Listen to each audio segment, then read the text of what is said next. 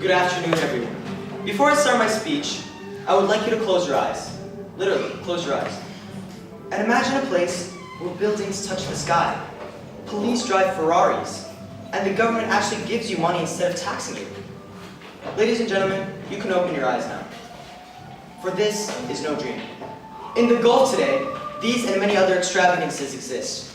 The Gulf nations were all at one time developing nations. And by nationalizing their energy resources, they have become the role model nations of the world today. Most importantly, we are looking forward to nationalize the energy sector and use private sector technology if the national technology does not suffice. Once again, I reiterate, we are calling for nationalization with help from private companies. This is otherwise known as 50-50 nationalization. Moving on to my first contention. As all Muslims look and face Mecca for prayer, I believe we the people should look to the Gulf and learn from its prosperity and success. Just imagine, 50 years ago, the people of the Gulf lived in straw huts, used camels for transportation, and sat on the floor. Well, they still do sit on the floor, but apart from that, a lot has changed. Saudi Arabia is a great example of this. In 1982, it fully nationalized its oil sector, renaming it Saudi Aramco.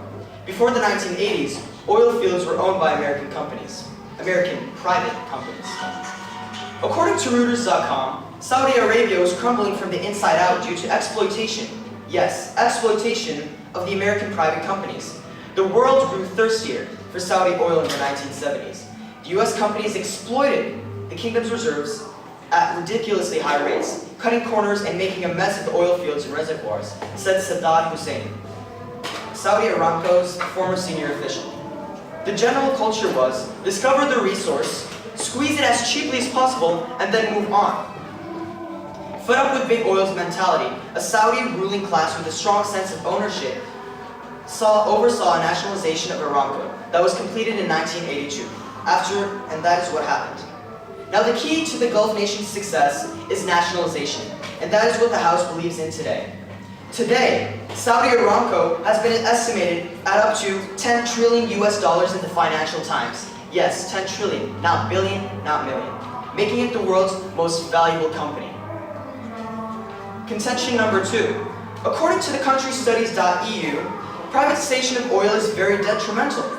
Looking to Iran. Iran, in the past, did not have nationalized oil fields, such as before 1952. Britain, France, and America split up the oil fields and stole, yes, I said stole, what belonged to the Iranian people and the government. Iran's first democratically elected president, Mossadegh, took action and nationalized oil fields in 1952. The CIA assassinated the elected president for his crime of nationalization. When the Shah was placed into the power by the Americans, he refused to relinquish the control of the oil fields. Since then, Iran has greatly prospered. Once again, I will reiterate, we are doing nationalization, but 50-50 nationalization, meaning we will be using private sector resources, such as Qatar is doing in the Middle East.